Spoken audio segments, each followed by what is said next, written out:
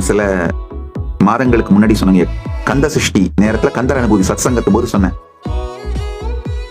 Social media வந்து இன்ஃபர்மேஷனை democratise பண்ணுச்சு,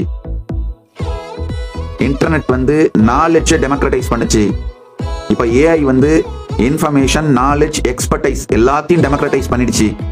அதனால 10 ஆண்டுகளுக்குள் வறுமை காணாமல் போய்விடும், பாவர்ட்டி காணாமல் போய்விடும். ரொம்ப கான்சியஸாவும் இன்டெலெக்சுவலாவும் அறிவு சார்ந்தும் ரிச்சான ரிலிஜியன்ஸ் மட்டும்தான் நிக்க போகுதுங்கய்யா. ஃபியர் சார்ந்து ஃபியரை யூஸ் பண்ணி பரப்பப்படுற ரிலிஜியனும், கிரீடை யூஸ் பண்ணி நீ கன்வெர்ட் ஆனா நான் உனக்கு இதை கொடுக்குறேன் அதை கொடுக்குறேன்னு பரப்பப்படுற ரிலிஜியனும் அடித்தளத்தை இழந்து கொண்டிருக்கின்றது. அந்த ரிலிஜியனோட பார்ட்டா இருக்கிறவங்களே மெதுவா நம்பிக்கையை இழந்து சனாதன இந்து தர்மத்தை நோக்கி மூவ் ஆகுறாங்க. காரணம் என்னன்னா, நாலேஜ் சென்ட்ரிக், நாலேஜ், எக்ஸ்பர்டைஸ் இதெல்லாம் டெமோக்ரட்டைஸ் பண்ணி அது மூலமா பில்ட் பண்ணப்பட்ட ரிலிஜியன் சனாதன இந்து தர்மம்.